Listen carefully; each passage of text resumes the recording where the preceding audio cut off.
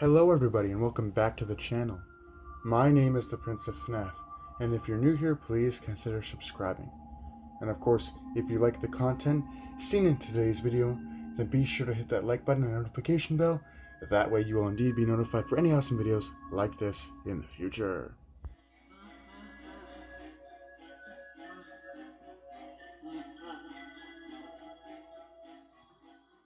Come Play is a 2020 horror movie slash creature feature that deals in subjects like being over reliant on our electronic devices and, above all else, loneliness.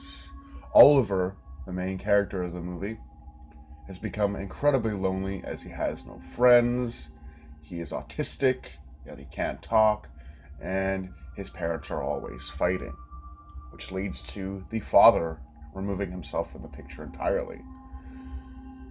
And this, of course, attracts the attention of Larry, a lonely monster looking to make a friend by any means necessary. Once Larry has taken his friend, he will take them and trap them forever in his lonely world behind screens. Hello everybody, it's me, the Prince of FNAF, and today we're going to be taking a look at the 2020 horror creature feature film, Come Play. Now this movie feels very, very nice indeed. It's a great movie and you should check it out. The story is really awesome as it discusses many topics about loneliness and the over-reliance on electronic devices, as this is how the Larry monster comes to be. We do not know much about the Larry monster in the film other than he's a lonely creature. He's made fun of him because of his face, so he hides his face, and he's only looking for a friend. And once he has this friend, he will take them down into his world to be trapped in his dark, abyssal world, only being allowed to look into the outside world through screens. The characters in the film feel very, very realistic, as Oliver is a autistic kid, can't really talk, has no friends, and he needs a phone to talk, which makes it even more scary in a sense that Oliver knows about the threat of the Larry monster, and nobody else does, which is very, very nice touch to add into the movie. As for the monster design of the movie, the directors have explicitly said that they wanted something that looked like it came out of a Trevor Henderson art piece. Now, if you don't know who Trevor Henderson is, he's a digital artist that creates a lot of creepy looking monsters. He was responsible for Siren Head, the Bridge Worm, Cartoon Cat, and Longhorse, and of course many others. So of course, when looking at this monster, you can see where the inspiration for it came, as the monster is very lanky, very bony, covered in thick veins and flesh. It looks very gross. He kind of looks like the Rake mixed with SCP-096. Very cool indeed, and very creepy. The monster is huge, so whenever it moves in the movie, even though you can't see it through most of the movie, when it does move, you can hear the Minecraft skeleton sounds, and you can hear the stomping of its huge feet walking around, which I thought was cool.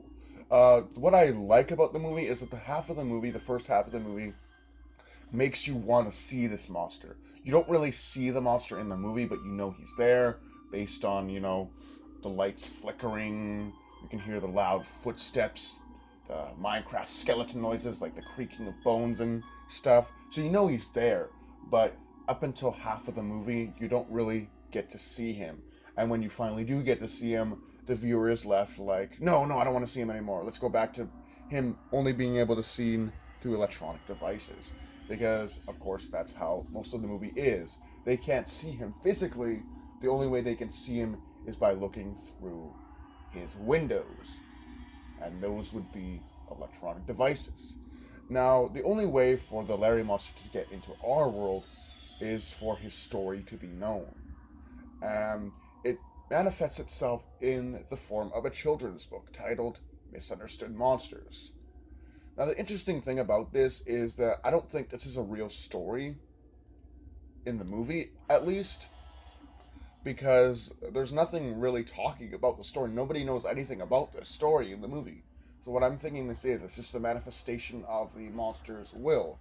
So the monster manifests this e-book story, and once the viewer or reader has completed the story, that is when the windows, your phone screens, your computer screens, your video game screens, your TV screens, are no longer screens, no longer windows.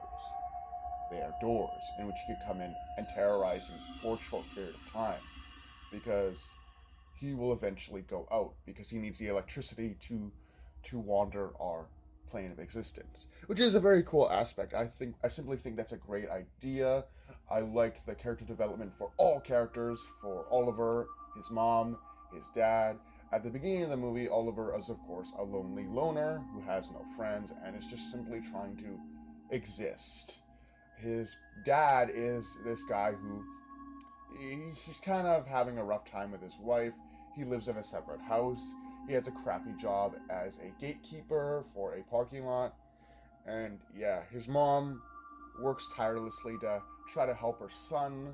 And of course, it just gets crazy. Their lives are not very good.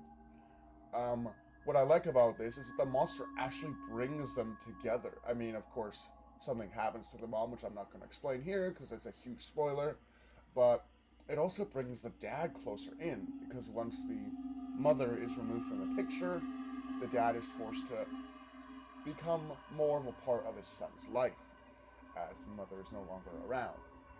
And you can totally see that with the loss of his once wife, you can see how heartbreaking it is, and it actually almost brings tears to your eyes just watching it. The movie itself is well written, and I love the messages about the over reliance on electronics and loneliness, as the monster even says in the movie. Yes, the monster can talk. The monster even says in the movie, "I am the loneliness that every person feels." People would rather look at their screens than hang out with one another, which is a very interesting thing to say. But anyway, I hope you guys enjoy this movie because this is a great movie to watch. It came out on Halloween, and it's definitely one of the better creature feature movies I've seen, as a lot of creature feature movies tend to be very cheesy and don't have a lot of